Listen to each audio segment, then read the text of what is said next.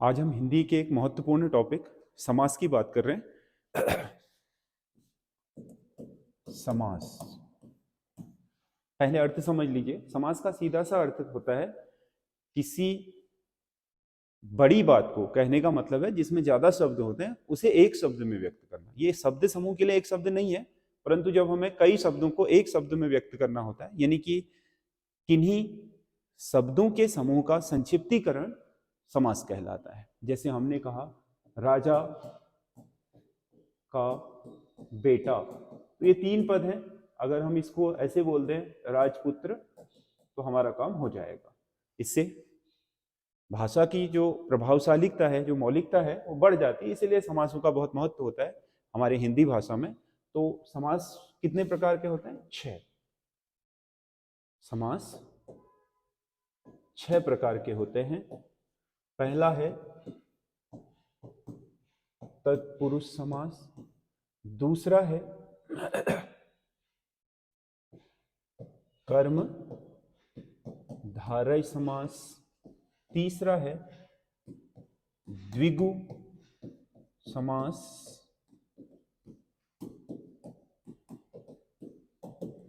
चौथा द्वंद्व समास,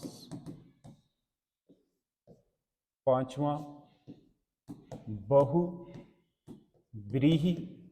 समास और छठा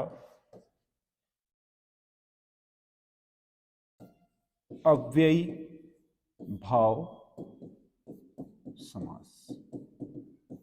ये 6 समास होते हैं हमारी हिंदी भाषा में। तत्पुरुष, तत्पुरुष समास का आपका मतलब होता है पहला पद गौण हो, दूसरा पद मुख्य पद हो, यानी कि इस पद की वैल्यू है। जैसे अभी मैंने लिखा राजा का पुत्र, या इसको लिखा समास के रूप में राजपुत्र, तो इसमें बात राजा की नहीं हो रही है बल्कि पुत्र की हो रही है, इसीलिए दूसरा पद प्रधान है। और दूसरी बात इसमें जो सबसे इंपॉर्टेंट है, कभी भी हम किसी तत्पुरुष समास पद को तोड़ेंगे तो उसमें कारक चिन्ह जरूर निकल के आएगा। कारक है 8, 8 कारकों में से पहला छोड़ देना है, 8वां छोड़ देना है, बाकी 7 जो आपके कारक हैं उनके चिन्ह निकल आएंगे। कर्ता छोड़ देना है और संबोधन छोड़ देना है। कर्म कारक, करण कारक, संप्रदान कारक, अपादान कारक, संबंध कारक और अधिकरण कारक, इनके चिन्ह निकलेंगे। यानी कि कर्म, कर्ता ने कर्म को निकल जाएगा, दूसरा से या द्वारा निकल जाएगा, तीसरा के लिए निकल जाएगा, चौथा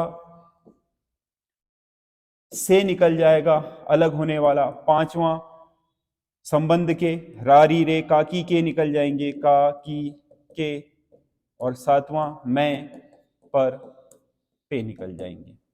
जैसे मैं उदाहरण से लिख रहा हूं तुलसी रचित, तुलसी रचित, तो इसमें तुलसी द्वारा रचित या तुलसी से रचित निकल जाएगा। तुलसी से रचित, तो इसका मतलब ये तुलसी द्वारा रचित है, तो ये करण का से है। वैसे ही जन्मांध, जन्म से अंधा, ये भी करण का है। जैसे धन रहित, धन रहित, धन से रहित, वो अपादान का से हो जाएगा। वैसे ही आपका जैसे गौशाला, गौशाला, अगर इसे तोड़ेंगे तो गाय के लिए शाला, गाय के लिए, तो के लिए निकला, तो इसका मतलब ये वाला जो तत्पुरुष है वो आपका संप्रदान तत्पुरुष होगा। तो इस प्रकार से तत्पुरुष के 6 भेद होते हैं: कर्म तत्पुरुष, करण तत्पुरुष, संप्रदान तत्पुरुष, अपादान तत्पुरुष, संबंध तत्पुरुष और अधिकरण तत्पुरुष। तो जितने हमारे कारक हैं, पहले कारक को और 8वें कारक को हम छोड़ दें तो उसके बाद बीच के जो दूसरे से सातवें तक के कारक हैं, उन कारकों के आधार पर ही समास के भेद होते हैं तत्पुरुष समास के। इसीलिए तत्पुरुष समास की सबसे बड़ी पहचान यह है, अगर आप इसे एक शब्द में कहना चाहें कि तत्पुरुष समास को हम कैसे पहचाने, तो आप इसे पहचान सकते हो कारक चिन्ह से। कारक चिन्ह से यानी कि किसी भी तत्पुरुष समास को हम तोड़ेंगे तो उसमें से कारक चिन्ह जरूर निकलेगा, किसी को भी तोड़ने पर कारक चिन्ह। दूसरा कर्मधारय। कर्मधारय का यह होता है कि पहला पद और दूसरा पद, पहला पद हमेशा कर्मधारय का विशेषण होगा और दूसरा पद इसका होगा विशेष्य, यानी कि दूसरे पद की विशेषता बताएगा पहला पद। जैसे हम कहते हैं काली मिर्च, काली है जो मिर्च, अर्थात मिर्च क्या है? संज्ञा। संज्ञा मतलब विशेष्य है और काली क्या है? इसकी विशेषता। वैसे ही जैसे हम बोलते हैं नीलकंठ, नीलकंठ, तो कंठ का मतलब गला, नील का मतलब नीला, लेकिन ये मूल में तो आपका क्या है? कर्मधारक है, लेकिन इसका एक प्रचलित अर्थ है, नीलकंठ की जगह हम नीला गला कहने की जगह शिव कह देते हैं, तो ये बहुब्रीहि बन जाएगा। वैसे मूल रूप से ये होना यही चाहिए था, क्योंकि बहुब्रीहि समास किसी से भी बन सकता है, किसी भी समास का बहुब्रीहि हो सकता है। बस ये है कि हम ऐसे ही पहचानते हैं इनको। जैसे हम नील कमल कहेंगे, नील कमल, तो इसका कोई अर्थ तो वैसे नहीं निकलता है। नीला है जो कमल, अर्थात कमल यहाँ क्या है? विशेष्य, जिसकी विशेषता बताई जा रही है, अर्थात संज्ञा, और नील क्या है? इसका विशेषण। नील क्या है? इसका विशेषण। तो ये आपका कर्मधारय हो गया। कर्मधारय समास की विशेषता यह होती है कि उसमें दूसरे पद की हमेशा पहला वाला पद विशेषता बताते हैं, यानी कि पूर्व पद विशेषण होगा और उत्तर पद हमेशा उसका विशेष यानी कि संज्ञा होगा। और इसके बाद तीसरा जो आपका समास है वो है द्विगु समास। द्विगु का मतलब है संख्या। जिस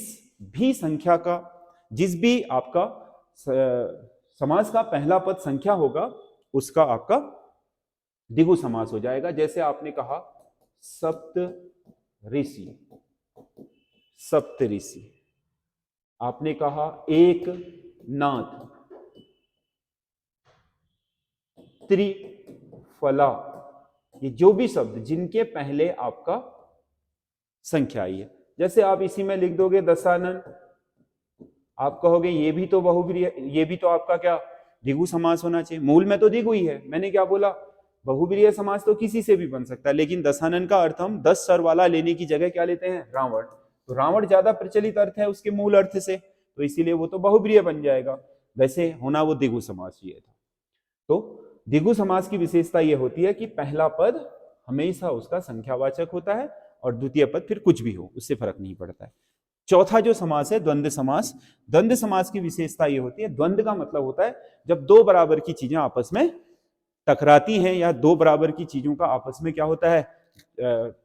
युद्ध होता है, तो आमने सामने, उसे हम द्वंद्व बोलते हैं। यानी कि पहला पद भी उतना ही महत्व रखता है जितना दूसरा, या दूसरा पद भी उतना ही महत्व रखता है जितना कि पहला। जैसे हमने कहा राम श्याम, राम श्याम, तो यहां पर राम भी संज्ञा शब्द है, श्याम भी संज्ञा शब्द। अब ना तो ये आपका प्रधान है ना ये प्रधान है, इस समास पद में दोनों की वैल्यू बराबर है। और समास पदों में ऐसे समास पद जो द्वंद्व समास है, इनके बीच में योजक चिन्ह लगा होता है, और जब भी हम इसको तोड़ते हैं तो और अथवा या निकल आता है। जैसे राम और श्याम हो गया ये। सुख दुख, तो दोनों ही क्या है? भाववाचक संज्ञा है, सुख भी और दुख भी, तो दोनों पद बराबर हैं। जब दोनों पद बराबर हो तो द्वंद्व समास, क्योंकि तत्पुरुष समास में तो दूसरा प्रधान होता है, पहला गौड़ होता है, यानी कि इसका महत्व नहीं, बात इसकी हो रही होती है। जैसे इसमें किसकी हो रही है?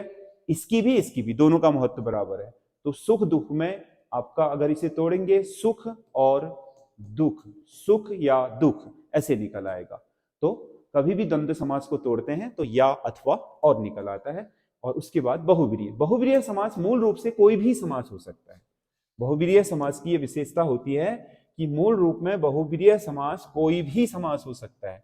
जैसे मैंने अभी आपको बताया था नीलकंठ, नीलकंठ ये कर्मधारय है। जैसे मैंने आपको बताया दशानन, ये आपका दशानन द्विगु समास है, यानी कि ये संख्यावाचक है, ये आपका पहला विशेषण पद है, लेकिन इनके मूल अर्थ नहीं लिखे जाते हैं। नीलकंठ को नीला गला नहीं कहा जाता है, बल्कि शिव हो जाता है इसका अर्थ, शिव। या दशानन का अर्थ 10 सिर वाला नहीं कहते, बल्कि रावण कहते हैं।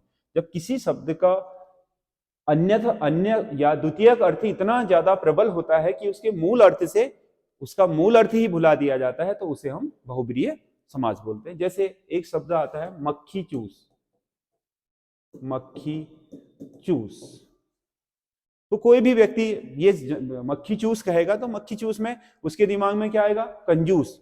लेकिन ये है आपका तत्पुरुष समास। वैसे मक्खी को चूसने वाला, अब मैंने क्या बोला?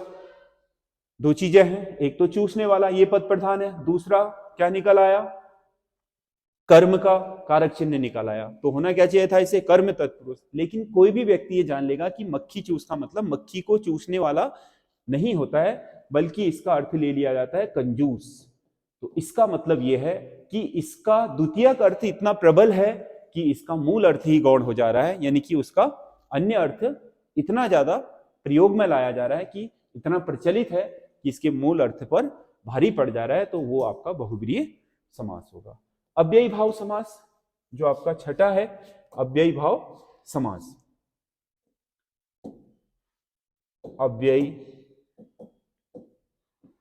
अव्ययी भाव ये दो शब्दों से मिलकर के बना है। अव्यय, अव्यय का मतलब ऐसा शब्द जिसका क्षय ना हो, व्यय ना हो, अर्थात ऐसे शब्द जो आपके अविकारी शब्द होते हैं, यदि वो पहले आ जाए तो वो आपका अव्ययी भाव हो जाएगा। जैसे आप लिखते हो प्रत्येक, ये प्रति और एक से बना है, तो प्रति शब्द अव्यय है। ये कैसे पता चलेगा? क्योंकि प्रति को हम प्रति 1000 भी कहेंगे, प्रति एक भी कह सकते हैं, प्रति महिला भी कह सकते हैं, प्रति पुरुष भी कह सकते हैं। यानी कि ये प्रति शब्द चाहे एक वचन में प्रयोग हो, बहुवचन में प्रयोग हो, चाहे स्त्रीलिंग में प्रयोग हो, चाहे पुल्लिंग में प्रयोग हो, चाहे आपका भूतकाल में प्रयोग हो, भविष्यकाल में प्रयोग हो, इस पर लिंग वचन काल आदि का कोई प्रभाव नहीं पड़ रहा। और जिस पर लिंग वचन काल आदि का कोई प्रभाव नहीं पड़ता है, उस शब्द को हम अव्ययी शब्द बोलते हैं।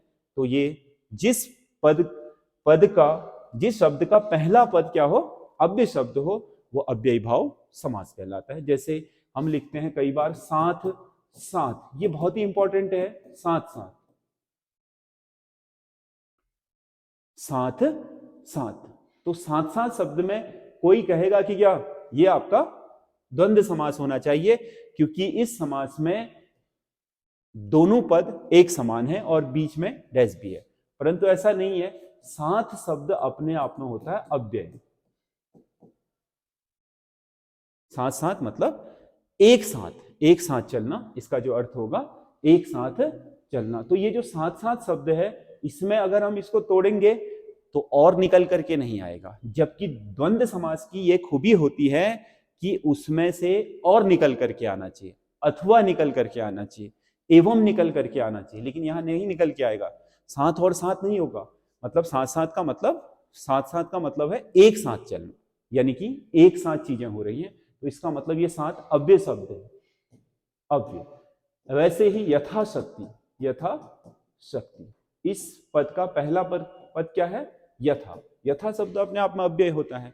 वैसे ही आपका आजन्म, आजन्म मतलब जन्म भर मतलब जीवन, पूरे जीवन भर। आ का मतलब यहां पर अव्यय शब्द है, ये विशेषता नहीं है, बल्कि ये क्या है? पहला पद अव्ययी भाव है। तो इस तरीके से ये 6 समास होते हैं। अगर एक लाइन में कहें तो तत्पुरुष समास का मतलब होता है ऐसा समास जिसमें पहला पद गौण हो, दूसरा पद प्रधान हो, और पद को तोड़ने पर कोई ना कोई कारक चिन्ह निकल करके आता हो। बीच में कारक चिन्ह 6 होंगे, दूसरा से लेकर के 7वें तक पहला और 8वां कारक चिन्ह नहीं निकलता।